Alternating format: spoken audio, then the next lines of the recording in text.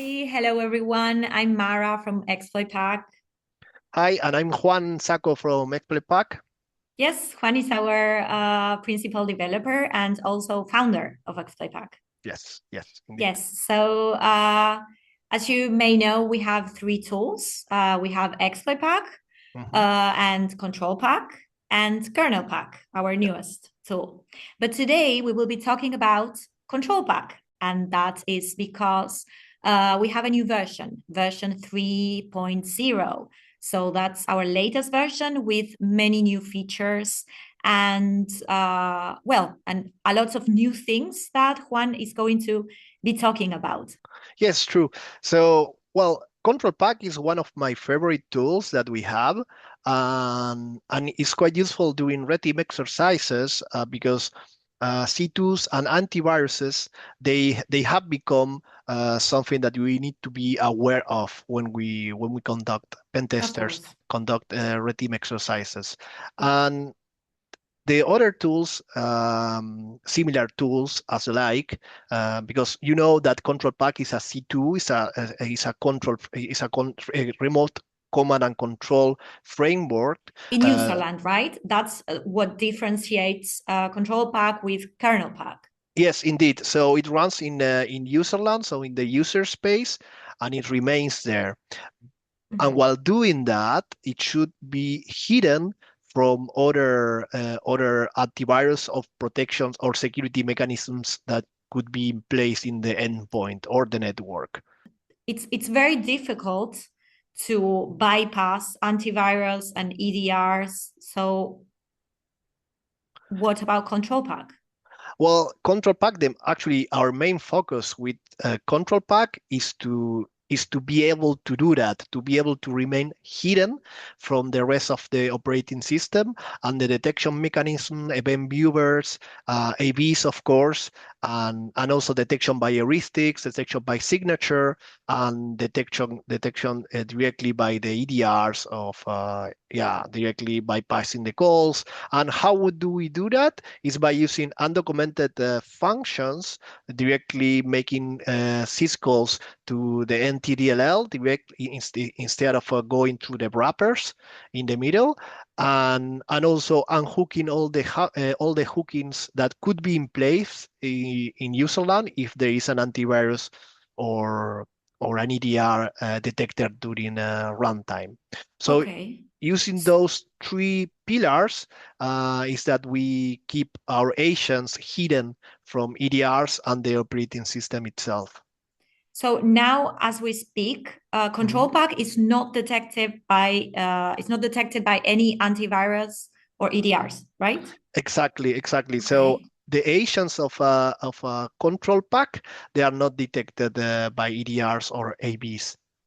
As we speak right now we are in September of 2025. Of course, technologies and detection could change, and that's why we try to adapt and keep on researching on new ways of bypassing or hide or a way of hide the agents in the future. Mhm. Um, Not many tools do that, and similar tools of the like, other C2 tools, they are mostly focused on features instead of detection. So they either you can obfuscate those agents from the other tools, or you could use wrappers. So you could use a different tool that the C2 itself, and then use that as a wrapper to hide or obfuscate your agent. With Control Pack is completely different. We have implemented everything that's possible to be implemented for Windows and also for other operating systems on the agents themselves. So yeah, you can choose relax by using a control pack and while doing a red team exercise because you know beforehand that it's not going to be detected. Well, yes, that's very important during Yeah, a red team exercise. One of the most important things we could say. yeah, and it's not. as easy as saying it. I'm just saying it like that, but it took a lot of research and a lot of trial and error, because we have tested the agents and these techniques per agent with every major antivirus and EDR out there. So it has been tested, and it has been a long, difficult road, but Can imagine. we have achieved a good result. Yes, and you mentioned the agents. Mhm. Uh, can we expect new agents in version 3.0? Yes, so we have several new agents like the Java agent with new instrumentation for injecting into other JVMs. We also have a new binary made in C++ for userland with several new features. For example, the watchdog that will keep the agent in a monitor state, and then if it gives you a sort of a persistence when the agent is running. Basically, you have two monitors, binaries, and then they will monitor each other if they are running or not running. It's just like a service, but for the agent itself. And then, of course, using undocumented functions and then spoofing into other process IDs and Windows process IDs, so they are not detected. Also using process memory hollowing, and running suspended thread, injecting into other threads, and so on. I can go and go with the list of features. We also have other type of agents for like, for example, the .NET agent that also remains hidden and also has persistence by using the debugging of profiler for .NET, and that can be abused in order to get persistence, so you can get the agent running with .NET. And some other stuff. And it's important to remark in that some of these techniques, even though they are known, we have tons of techniques applied, but for example, this technique that I just mentioned, the .NET profiler technique to get persistent for the .NET agent. There are some of these techniques that they are working. They are coming from a perspective of a developing perspective, from a programming perspective. But Microsoft, in the case of this vendor, this Microsoft is the vendor who made the operating system, Windows, of Yes. course, and they don't take care of these situations because their security policy doesn't take action when it becomes a local privilege escalation or an injection per se. So that's something that we also abuse, and we take in consideration when applying all these techniques. Yeah, some of So the techniques that we use to be hidden, to remain hidden, yeah, right? exactly. Yes. So it's quiet and it's persistent, Yes, right? indeed. All of That's great. our actions. Yeah, Yes, and we don't use the typical persistent ways. So we don't use the typical persistent techniques. That's what I wanted to remark, is that we use different ways to get persistent, ways that are not detected by Windows and EDRs and antiviruses. good. Yeah, And can you show us yeah. maybe Yes, of one course. of the agents Yeah. of the new agents? So I'm gonna share the screen here. I have here the control pack interface. This is the graphical interface. To run the graphical interface, basically is the C2 part of it, the framework. You do need Java, and I'm running it here on Linux. And because it's Java, you can also use it on Windows or Mac. Multi-platform, yeah. Yeah, it is multi-platform. So to keep it simple, when you want to deploy an agent, you just go to agents, and then you select the type of agent. Here you can see the list of agents that we have, and then there you will be prompted to use the wizard here, and then you can select the options that you have for this agent. I have recreated one that I added to this virtual machine. We keep it minimal. Of course, you can go deeper by using auto-exec functions, and then program. You can actually reprogram the whole agent yourself, but Oh, we try to keep it minimal. So with this option set, you are able to connect back with the agent to the control pack interface. And it's the same for all the agents. So we don't want to add any unnecessary complexity into the wizard. All right. So the agents basically, they will get complex and complex and complex as soon as you start digging into the features and so on. But we try to add layers in top of it, so it doesn't get that complex as it needed to be.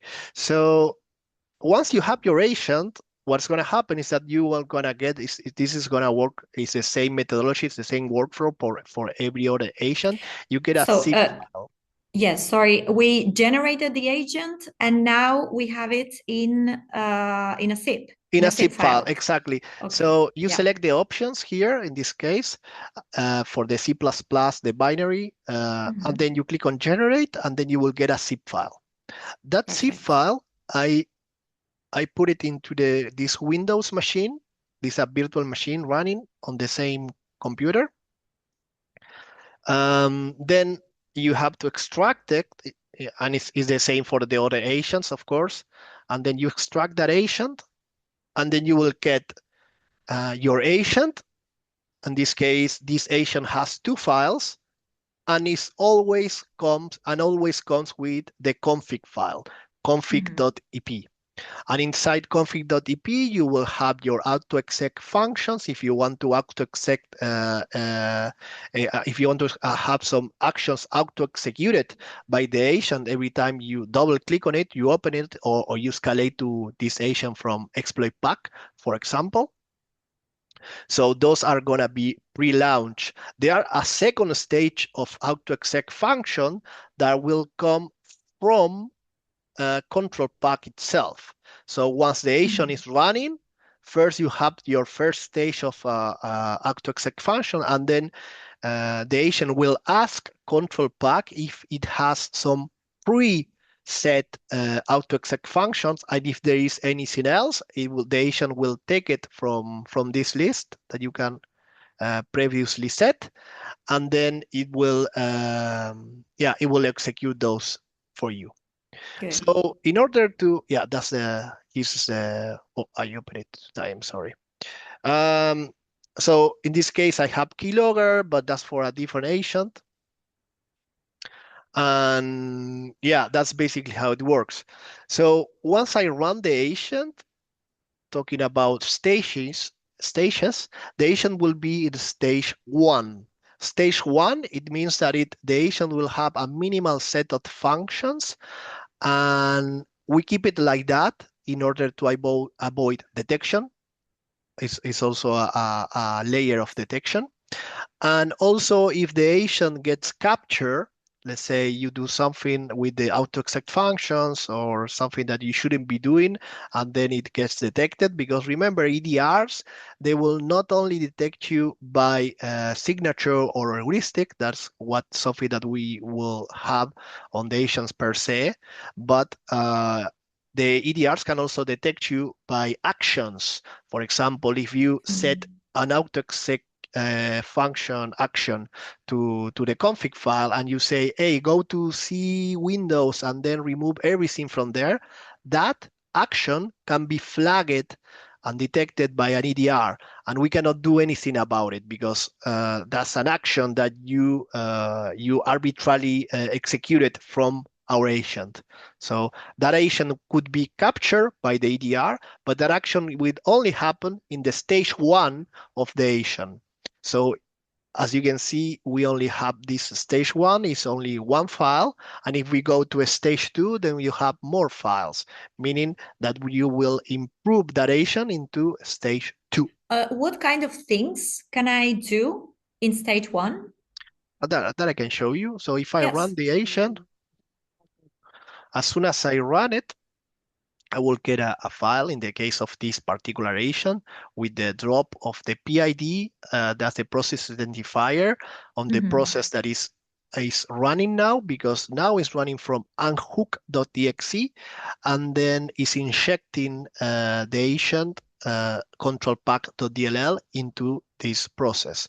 Why are we doing this? Because when we created the agent on the wizard, we pre-selected the checkbox for unhook. And why do we want that? Because the unhook is going to spawn a new process.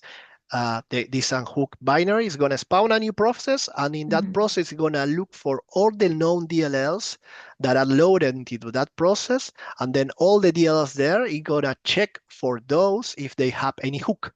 So if they are hooked by an antivirus or an EDR, then it's going to remove those hooks. After has successfully done that, then it means that the process is safe to be injected by our agent, and then it's going to inject control pack.dll itself without the hooks.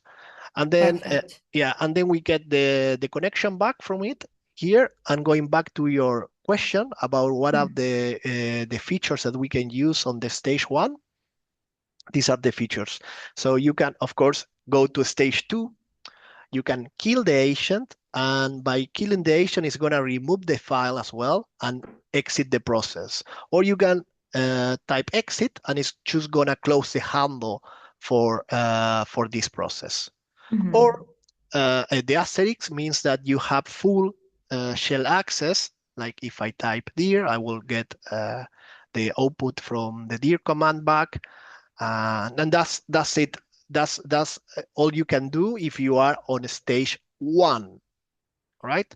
Yes. And we wanted to keep it this way because now if you go, remember I said if here I can go to CD Windows and then try to do format C or something like that, something that will be flagged.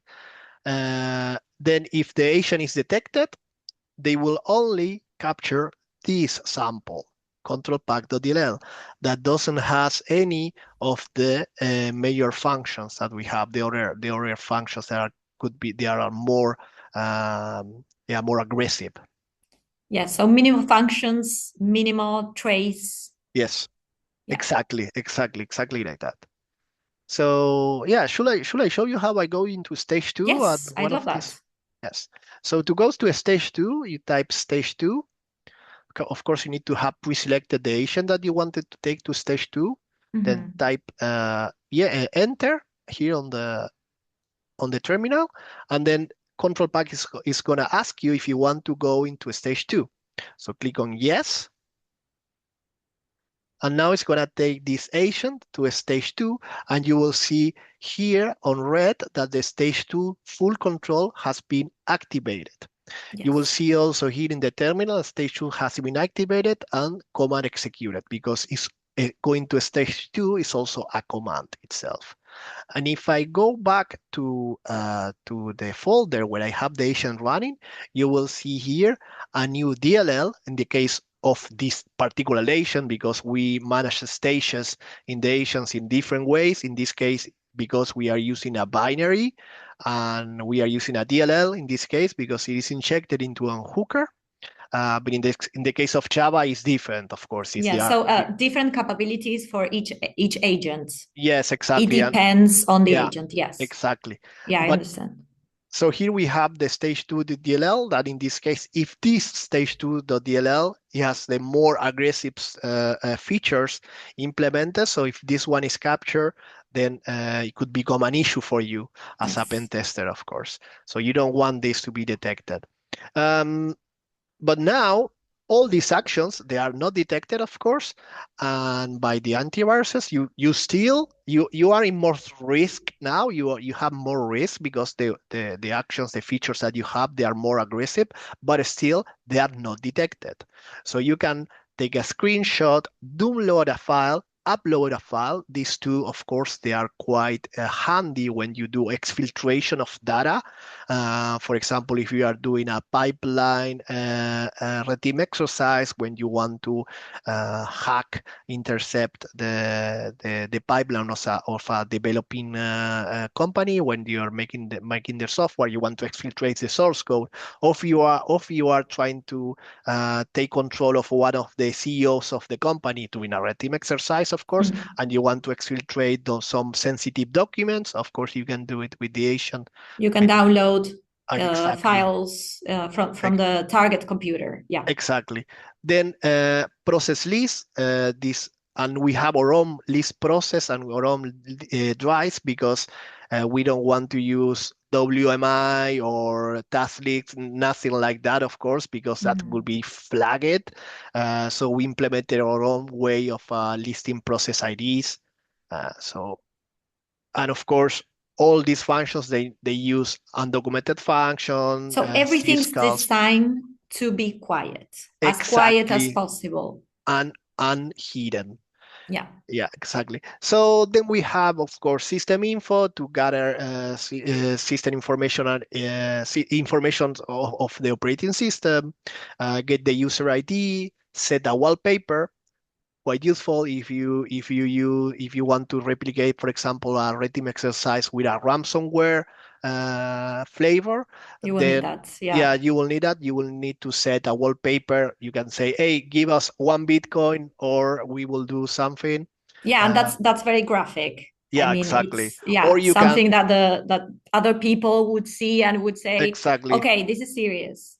Yes, or you can, or after you finish your red team exercise, you can say, you can put, okay, this machine has been pounded by the red team, and then you can put it there as a Mhm. wallpaper. So you can take an actual picture, with a camera from the endpoint Yeah, on that department. Remember, all these tools, they are meant for red teams. They are meant for pen of testers. course. They are meant for Research, yes. security enthusiasts. Um, all right, next, then we have dump mem. So you can dump the memory of a process. So you can get a process and then dump the memory. That's quite interesting for applications. For example, sensitive applications that handle sensitive data that you want to dump the memory from those, and then you can read the dump offline in a debugger. What else? We have Salty to encrypt documents. So you can use a symmetric key and then encrypt all the documents in the user profile. Of course, you have the key that you are using, so you can unencrypt them after. But that's quite, again, it's useful if you want to replicate the ransomware exercise. You can set a wallpaper using an auto-exec function and then encrypt all the files inside user profile. So you type salty Yeah, and all files are encrypted and then now, all right? files is gonna go through all the files inside the user profile, and then it's gonna encrypt those files. Mhm. Then Watchdog, I already mentioned. Watchdog basically is gonna spawn a new process, and then that process is gonna be monitored by a second process, and then if you kill any of these two processes, the Watchdog is gonna respawn the process back. So basically giving you persistent, and you will act as a service inside that endpoint. So even though if your a security process kills your agent, then the watchdog is gonna respawn it. And of course, this can work from memory as well. So if you are coming from a process hollow, then you will be running from a different process. Because right now we are running from unhook.exe, but you can spawn a process called, I don't know, notepad.exe. And then instead of having notepad inside notepad, you will have the agent injected into the memory of that process, that whitelisted process. And of Mhm. course, we can also do process migration. That's why we have migrate. And then with migrate, you can migrate into any of these processes. That's comes hand to hand with the list process, because here we can look at the process. For example, if you want, you can inject yourself into Microsoft Edge 9780, and then you choose tab migrate 9780, enter, and then you will migrate this agent to a different process. Process, yeah. Yeah, now it has been migrated, and now we are running from a different process. Um, and if you want to see how it works, you can. If you want to confirm that, you can open Process Explorer and then look for the DLLs. In this case, it was injecting a DLL, and then you can go to that process and show it. Um, 9780 should be here. DLLs. Yes, there you go. But let's kill it, and let's choose run it from the unhook, and then I'm gonna show you the process migration as well. Yeah. Sorry, the watchdog. Oh, the watchdog, yeah. Yeah. So what we are doing now is we are injecting ourselves into another process, right? So we listed Mm-hmm. the process that the target machine is It's actually running. running, Yeah. and then we are injecting into another process, Yeah. right? Yes, exactly. But Control now, pack. control pack. But now what we're gonna do,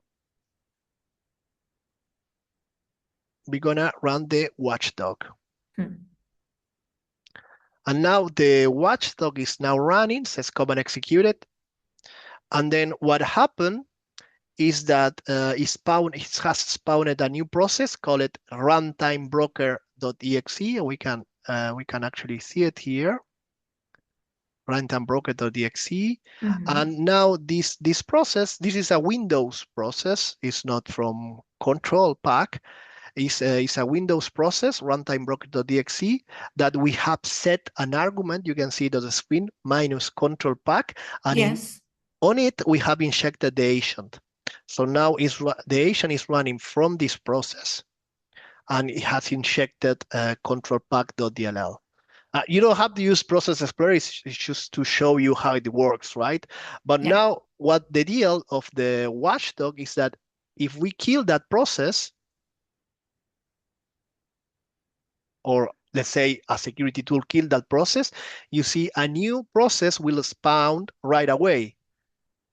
You see, if I kill it again, kill process, you will see that it goes green and it reappears. So that means that if this process is killed by a user or even EDR, Yeah, exactly. it So could, yes. it will, and also the process is not only the watchdog is not only for it's not only coming from unhook.exe against this process. It's also the other way around. So runtimebroker.exe is also checking for the other agent that is here. So if I kill it, it will respawn as well. You see, now it has So both. respawned. So yeah, exactly. And now it has respawned into a spoofed explorer.exe. So now if you list the files, I can kill this one. You see, now unhook.exe has as a parent explorer.exe. So we have also used that in order to keep on adding layers and layers and layers of hiding, bypassing, and protecting the agent against EDRs and AVs. And the agent, of course, there And remains, persistence, and right? persistence, of Because course. In this case, we persistence. are still in the target machine, Yeah. even though we were killed, our agent was killed. Mm-hmm. We are still there. Yeah, We're still exactly. connected. Yeah. So, and of course, last but not least, you want to take a screenshot, you type a screenshot, and then you will get a screenshot from the agent. Also From the useful during red team exercises. Yeah. Exactly, and then you can save that screenshot. They say you go here, you open the screenshot, and you can save the screenshot in your report to be shown, yeah, in the report, of course, to your customer, to your client, or internally. And all these actions, they are logged. So on control pack, so later on you can take the log out of the tool and see what has been done at what time and so on. So if the SOC or the blue team ask you, hey, okay, what has been done from the control pack side, then you can show it as well. Yeah, they usually need the logs. Yes, What indeed. you've been doing. Yeah. Yes, that's amazing. Thank you. So you've been working hard. Yeah, so it was a lot of hours, a lot of coffee, but we finally got it working. We have all the agents with undetect with a extremely good detection ratio. So basically, at this point, they are not detected by AVs or EDRs.